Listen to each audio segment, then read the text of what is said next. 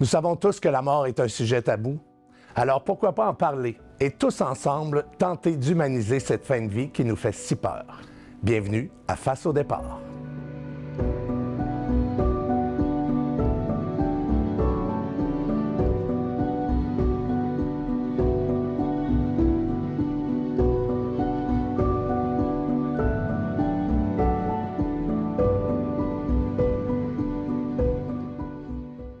Bonjour à tous. Cette semaine, face au deuil blanc, en compagnie de France Sirois, directrice générale de Palliaide. Allô, France. Allô.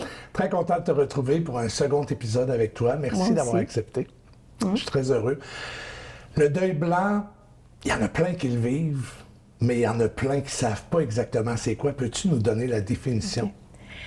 Okay. Je vais pas te donner une grande définition théorique. J'ai regardé plein de définitions qui me parlaient, puis moi, je suis plus une fille de terrain.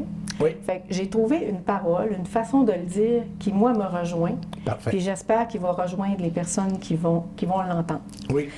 Donc, on dit, c'est quand on pleure une personne, le deuil blanc, qu'est-ce que c'est? C'est quand on pleure une personne qui est encore en vie, parce qu'on veut encore pleinement vivre sa vie avec elle.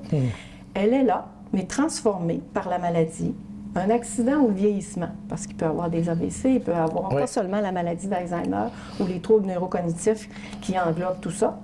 On dit que ce deuil-là, il est silencieux, invisible et particulièrement difficile à vivre. Et surtout, personne n'en parle.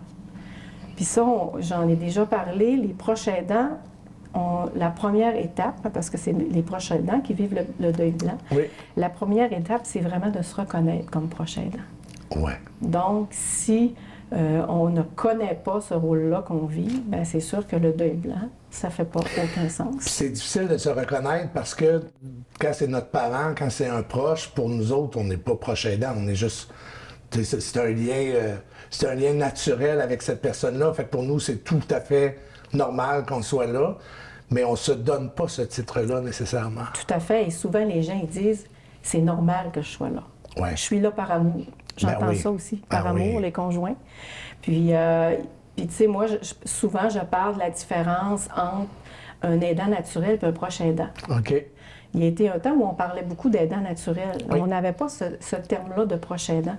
Mais il y a une grande différence. Puis quand on l'explique aux gens qui vivent de l'accompagnement, bien, des fois, ça fait plus de sens. Donc, aidant naturel, c'est quelqu'un qui, toute sa vie, a eu des capacités. Les soignants sont souvent des aidants naturels. Ils ont cette pulsion-là d'empathie qui fait qu'ils veulent aider tout au long de leur vie. Ou on a des expériences de vie qui fait qu'on a le goût d'aider tout au long de ce parcours-là de vie. Puis ça se fait facilement, puis ça se fait même naturellement. Ça ne demande pas d'effort.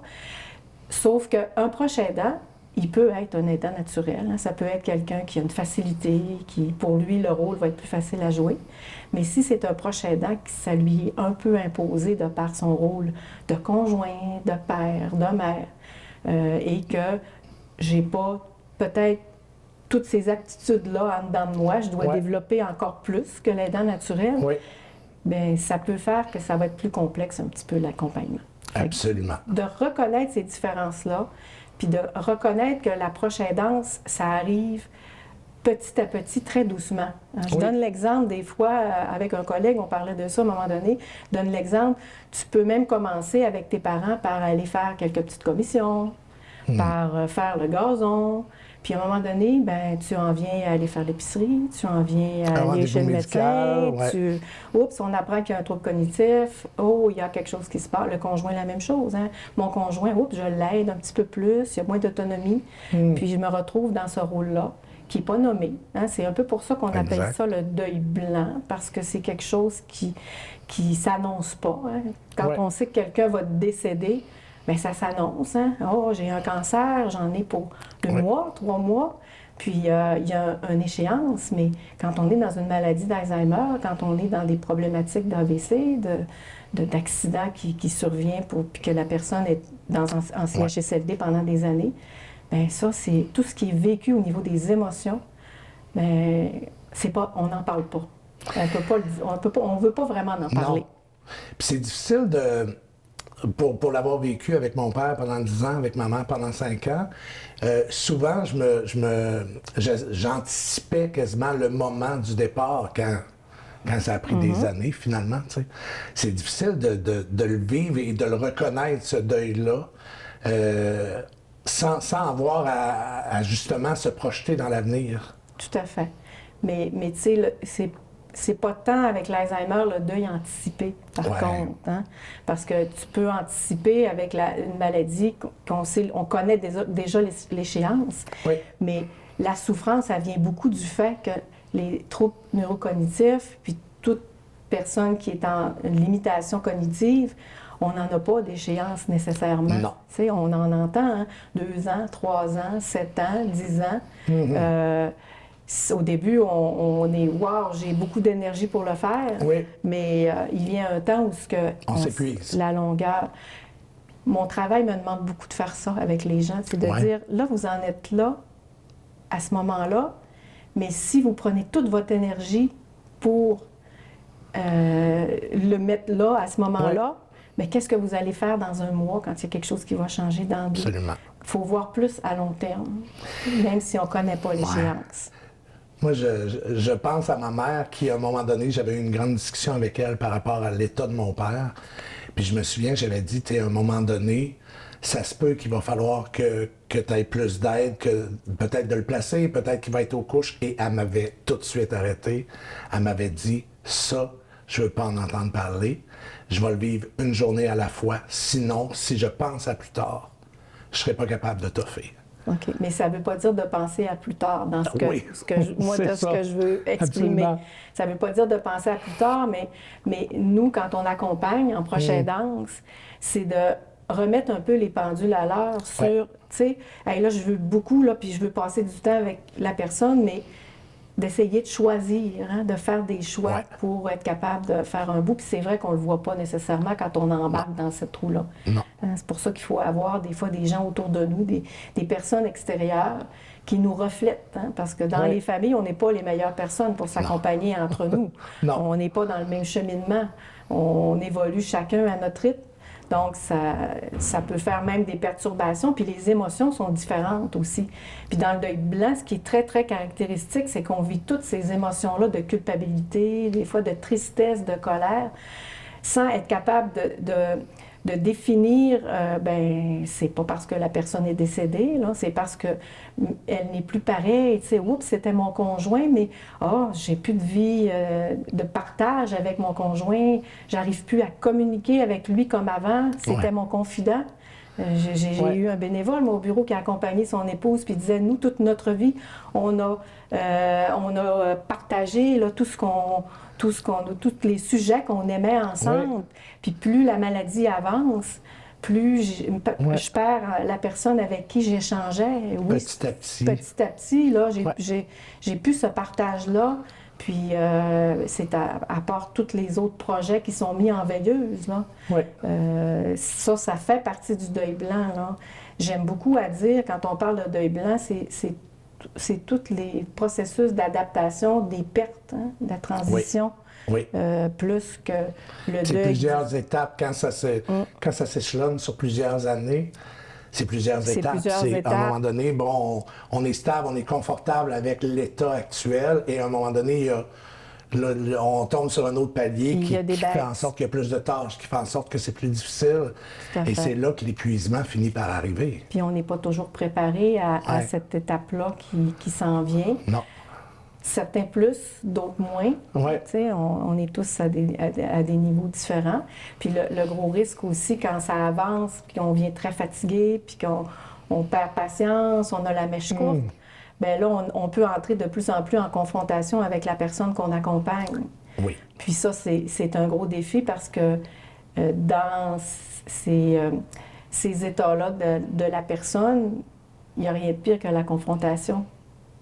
C'est ça que on n'est plus dans l'accompagnement. Je voulais qu'on en parle.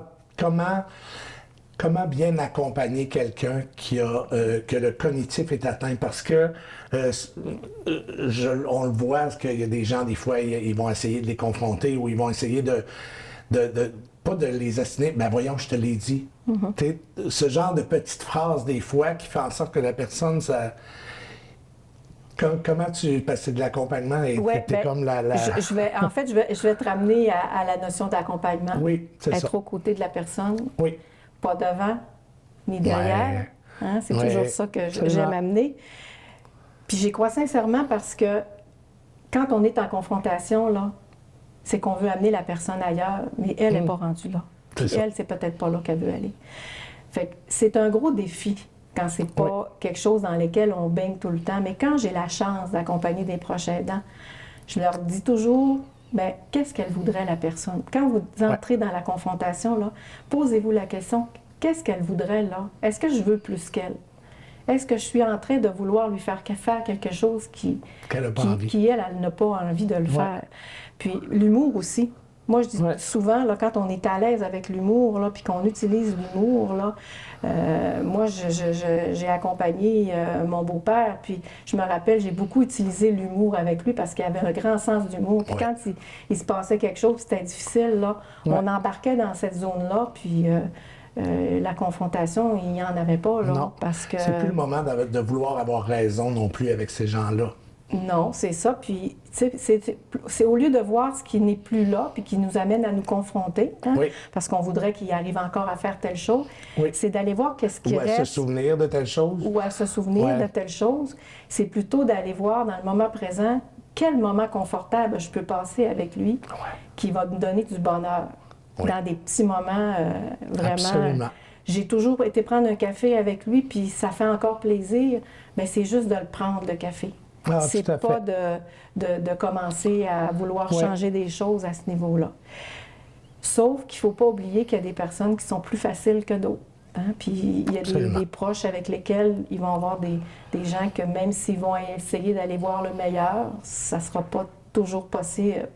Mais c'est pour ça que dans ces situations-là, il faut encore plus aller chercher de l'aide, pas s'isoler. Puis de trouver des personnes qui apprennent à demander. Puis il en existe de l'aide. Si je pense à la Société d'Alzheimer, si je pense à plusieurs organismes qu'on peut aller chercher de l'aide, comme proche aidant aussi, aller chercher des outils, aller chercher... Oui, il y a des bottins qui existent. Moi, je suis sur une table, la TRIPA, où on a fait un bottin même pour aller voir tout ce qu'il y avait au niveau de la proche aidance. Donc, toutes les particularités. Moi, je suis plus avec des gens qui ont des troubles cognitifs, le cancer, mais il y a d'autres styles de proche aidance, et même au niveau des personnes qui ont des handicaps. Donc, d'aller chercher... c'est pas que le cognitif, là. Non, puis tu sais, d'aller chercher, moi, dans ce que je vis comme proche aidant, ça serait lequel est le meilleur organisme pour moi, ou aussi, il y a aussi des travailleurs sociaux, des psychologues, il y a plusieurs alternatives selon ce qu'on veut. Puis des fois, ça peut être aussi même un bon groupe d'amis qui ne sont pas des gens de la famille, mais qui sont des bons aidants. Des fois, c'est des gens qui sont tout proches de nous, mais c'est de voir qui sont les meilleures personnes, qui ont le regard extérieur pour nous refléter quand on est épuisé, puis qu'on va au bout de nos limites, parce que je donne souvent l'image, puis je pense que je l'avais déjà dit, si on est un proche aidant, puis qu'on est le seul pilier, bien, la bâtisse va s'écrouler. Tout à fait. Fait que d'avoir des personnes bienveillantes alentour de nous, c'est un super bon, le plus super bon truc, le plus possible pour ne pas être seul là-dedans. À partir de, quand on parle d'épuisement compassionnel, c'est quoi l'élément déclencheur? Parce qu'on ne le voit pas, là, qu'on devient épuisé. On ne le voit pas. C'est être plus irritable. Des symptômes, oui. En fait, oui. Devenir de plus en plus irritable quand on était très, très patient avant. Des symptômes physiques aussi. Des fois, je reçois des gens là, dans mon bureau. Là, ils sont même rendus très malades eux-mêmes là, à force d'avoir du stress. Hein? Le stress use. On va sécréter des hormones qui sont pas les hormones naturelles qui doivent toujours être là. Puis on peut même se rendre très malade. Alors des petits symptômes, des maux de tête qui continuent tout continuellement, une fatigue. On pense pas que c'est à cause de ça. Oui, mais tu sais, quand les gens nous le reflètent, des fois c'est pour ça que je dis, si on ne s'isole pas puis qu'on parle à des gens, des fois les gens vont nous dire, oui, mais tu n'avais pas ça avant. Tu sais, tu étais patiente, tu n'avais pas la mèche courte. T'étais pas fatigué toujours comme ça. Ben oui, des symptômes physiques, des symptômes psychologiques. c'est difficile d'en parler quand même à ses proches, tu sais, on se sent coupable, je veux pas. Vraiment. Si j'en parle de mon épuisement puis tout ça, les gens vont dire, voyons, c'est ta mère, tu sais, on se sent nous-mêmes coupables. Oui, la culpabilité est très présente et c'est une des raisons présente. pour lesquelles les gens ne demandent pas souvent. Ouais. Tu sais, je suis capable, moi j'ai entendu des proches aidants me dire, bien là, je ne demanderai pas à mes enfants, là, il y en a déjà plein. Tu sais, je vais le faire moi-même, mais cette personne-là de qui je parle, je dirais, était rendue en usure de compassion, là. Puis finalement, on a réussi à la convaincre de dire, bien, peut-être que tu peux commencer par des petites choses avec tes enfants. Ouais. Mais ça a enclenché le processus pour faire qu'après ça, bien, ça a été plus facile d'accompagner à 4 que d'accompagner tout seul. Parce que c'est le temps qui fait la différence aussi. De ne pas avoir peur d'aller chercher de l'aide puis d'en parler pour ne pas se sentir coupable. D'en parler. Mais oui, les gens ont beaucoup de difficultés à en parler. Je dis toujours, c'est de franchir le premier pas. Hein? Souvent, on l'entend quand la personne a réussi à franchir le premier pas, à faire une démarche, soit pour nous voir en prochaine danse, puis que là, la première rencontre, elle est fière d'elle, bien souvent, les personnes y reviennent. C'est vraiment de faire le premier pas. Comme toute demande d'aide, en fait. Hein? C'est fort de demander de l'aide. Oui, bien c'est une force. Mais c'est de le comprendre que c'est fort. Oui, oui, tout à fait. Puis, moi, j'entends des fois des gens qui disent elle veut pas être placée, maman aurait jamais voulu ça, elle veut pas ça. Et c'est ce qui fait en sorte que les gens peuvent aller jusqu'au bout puis aller trop loin dans leur accompagnement, parce que dans l'épuisement aussi. Bien, moi, c'est là qu'on se sent coupable encore plus. Oui, mais c'est un processus, il faut accepter que c'est un processus différent pour chacun. Ouais. Puis moi, quand je travaille avec des proches aidants, c'est vraiment toujours d'y aller avec ce qui se présente présentement. Hein? Oui. On est rendu où?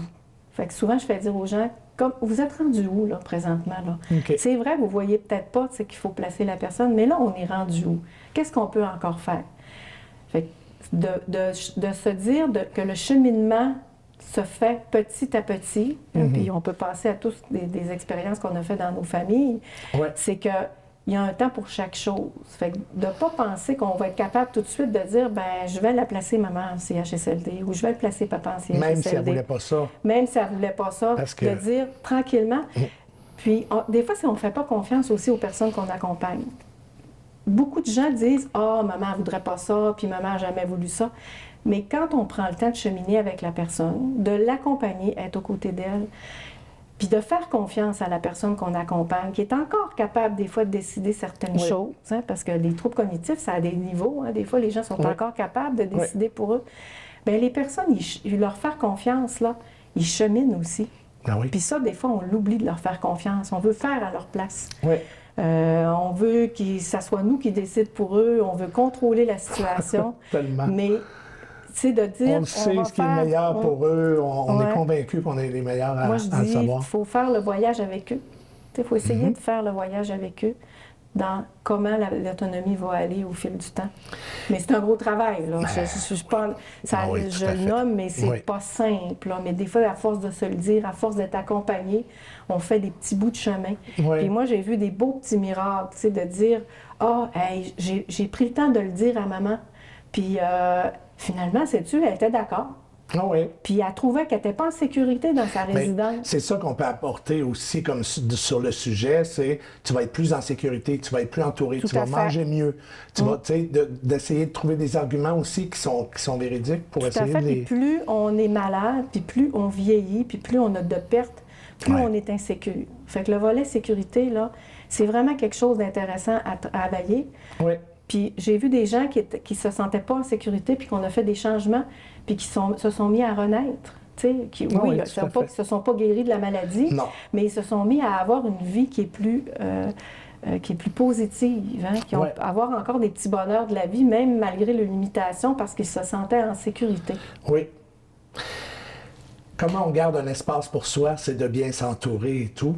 Oui. C'est ça qui est difficile quand on devient le pilier. On en parle depuis tout à l'heure, mais on devient le pilier, puis on pense qu'on est les seuls à savoir ce qu'il faut, puis tout ça. Puis on est convaincu qu'on a la meilleure décision à... Tout à fait. En fait, c'est se garder des zones qui nous permettent de rester en forme, même Ouais. si c'est une mini-zone. C'est ça qui est... Oui. Oui. Puis les mini-zones que je parle, là, que ça Ouais. pourrait même être dire, ben si je vais sortir 5 minutes dehors, Oui. ben ce 5 minutes-là dehors, il peut nous sauver.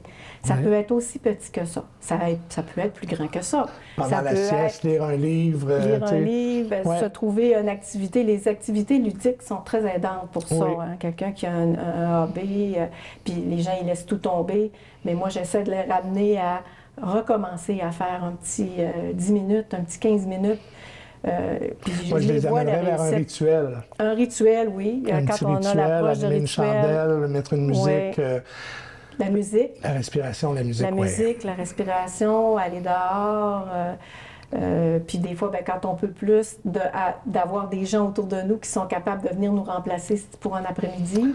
Oui. Tu sais, ça Oui. peut faire la différence. Puis ça prend pas tant de monde que ça pour le faire. Tu sais. Puis ça permet même des Ouais. fois aux gens de la famille de réaliser, oh, maman, elle a toute une tâche, là. Oui. Qu'est-ce qu'on peut faire de plus? Oui. C'est... Puis est-ce que je me trompe ou justement le fait d'aller dans le même sens, côte à côte avec la personne, fait en sorte que l'épuisement vient peut-être plus tard? Oui. Tu sais, j'ai souvenir d'une de mes sœurs qui allait, quand elle allait voir ma mère, elle, automatiquement, elle mettait de la musique sur son cellulaire, puis elle chantait avec elle. C'est tout ce qui... C'est presque tout ce qui restait, qui les rejoignait. Au lieu de s'épuiser à vouloir... Mais il ne faut pas Être au-devant. vouloir plus que la personne. Hein? Non, Puis ça, c'est ça. c'est notre grand problème. Parce que l'amour nous fait faire ça. L'amour d'un parent, l'amour d'un conjoint, l'amour d'un enfant. On veut tellement que là, on fait des maladresses d'amour. Parce que là, on se met à... C'est pas moi qui l'ai dit, c'est José Masson. Mais Oui, moi, mais je j'aime l'aime ça. bien. Je l'aime. Moi, Oui. il me suit tout le temps. Hein, parce que Oui. on le fait avec les enfants, on le fait avec nos personnes âgées. Puis on oublie de le demander. Puis tu sais, dans les trucs aussi, la communication... Nos gens, ils sont encore capables de communiquer, même les personnes en perte d'autonomie, de différentes façons. Se trouver des pictogrammes, se trouver la musique. Moi, j'avais une dame, Absolument. elle chantait avec sa mère. Oui. C'était le seul moment où elle avait l'impression qu'elle était encore là. La créativité, qu'est-ce que je peux inventer qui n'existe pas, puis qui pourrait faire, moi, avec ma mère, ou avec mon père, ou avec mon conjoint? Puis ça, on a l'impression d'être plus proactif. Puis ça nous aide à passer au travers, puis à être fier de soi, parce que... Tellement. Une chose qu'on perd beaucoup quand on accompagne, c'est toute l'estime de soi. Parce qu'on est beaucoup jugé par les autres, tu sais.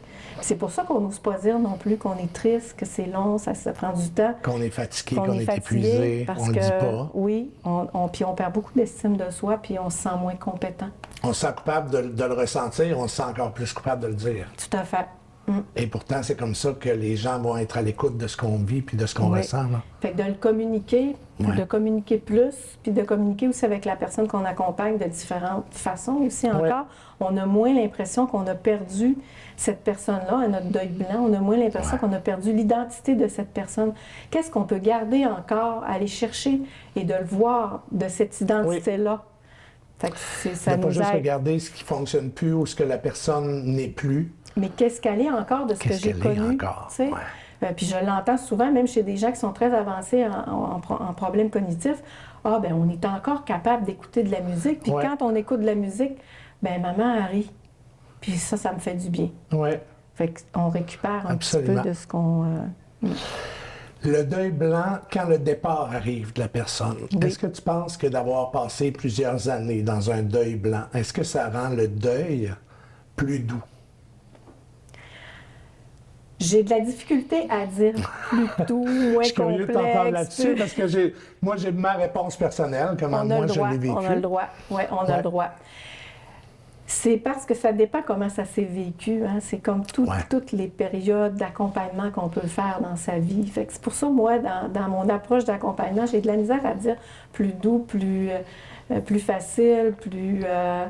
je pense que oui, des fois, c'est plus doux, hein, parce qu'on va voir la personne qui a beaucoup changé, puis qu'on veut, on veut un soulagement. Oui. Mais ça, on le voit aussi dans des deuils de maladie. Fait que c'est pour ça que je suis un peu partagée. Sauf que ce qui est particulier, quand les gens ont vécu des deuils blancs, puis qu'ils se retrouvent avec le décès de la personne, bien, premièrement, là, ils doivent vivre le manque de la présence. Oui. Qu'il y avait encore avant. Qu'il y avait encore Dans le avant, deuil blanc. malgré le fait que la personne n'était plus la personne qu'ils ont connue. Oui. Mais il y avait toute cette présence-là de temps qui est là, super occupés. Je dis toujours, les gens, ils tombent un peu dans le vide. Hein? Ils tombent avec beaucoup de temps, mais toujours dépendant des situations. Fait que des fois, ça peut être plus une libération, mais des fois, c'est dur réorganiser sa vie. Puis réorganiser sa vie, ça fait partie du deuil, de la présence, du deuil de la personne qui est décédée. Donc, ça peut être même très difficile, même au niveau de la santé, parce que les gens qui sont allés en mesure de compassion, ils étaient tellement sur l'adrénaline que là, ils peuvent reprendre le contrôle de leur vie, mais ils ont tellement besoin de se reconstruire autant physiquement que mentalement, puis de combler ce temps-là qui était tout pris par la personne qu'on accompagne, que c'est complexe, c'est différent pour chacun. Puis on est encore là dans l'accompagnement, hein, avec le besoin. Puis comment on peut tranquillement vivre ce deuil-là, vraiment du décès qui nous occasionne le manque de la présence, qui n'est pas là pour qu'on oublie, parce qu'on ne l'oubliera jamais. Mais les souvenirs peuvent nous aider à mieux le vivre. Hein. Si on a eu un accompagnement difficile, mais avec des beaux cadeaux, comme j'appelle, bien, ça peut nous aider à aller mieux dans le deuil après. Vraiment. À être reconnaissant d'avoir vécu ces moments-là. Ces moments-là, parce que moi, j'ai trouvé que l'accompagnement d'une personne, justement, d'être dans le deuil blanc, moi, j'ai trouvé que ça fait grandir aussi, même si quand on est dedans, c'est plus difficile. Bien, tous les deuils font grandir. C'est un processus, c'est un temps de vie difficile, c'est un temps normal de vie difficile, plus complexe pour quelques personnes, mais c'est quelque chose qui est tellement enrichissant et grandissant, puis qu'on ne voit pas toujours le sens tout de suite, mais il y a un sens à aller chercher à travers tout ça qui nous fait cheminer au cours de la vie. Si un proche aidant nous écoute en ce moment, ça serait quoi ton meilleur conseil? Pas rester seul. Hein? Je pense que je l'ai pas mal dit pendant notre rencontre, de ne pas rester seul quand on sent surtout que ça va pas bien. Hein? Et de se poser la question peut-être, où suis-je, où j'en suis à ce moment-là. Actuellement. Puis peut-être aussi de se ramener souvent à faire des petits bilans. Là, j'accompagne, on est rendu là. Qu'est-ce qui se passe? Comment je vais? Si quelqu'un ne veut pas demander d'aide, ou de se ramener à comment je vais? Est-ce que j'ai changé? Est-ce que ça m'amène ailleurs? Puis des fois, ça peut nous amener à aller demander de l'aide, puis moins rester seul. Puis demander de l'aide, comme j'ai dit tout à l'heure, ça peut être même une bonne amie qui a une bonne écoute. Absolument. On en a toujours près de soi, mais de bien cibler la personne qui va avoir un regard extérieur, puis qui va nous permettre de nous regarder. Puis, on dit souvent, si vous êtes trop malade, trop en usure de compassion, bien, vous ne serez plus des bons accompagnateurs pour la personne que vous aimez. Puis ça, c'est plus difficile. Absolument. Merci, France, pour ce sujet qui est tellement connu de tous, mais inconnu. Et c'est facile de tomber vraiment dans la culpabilité et tout ça. Mais, dans toutes ces émotions-là. Merci infiniment. Ça fait plaisir.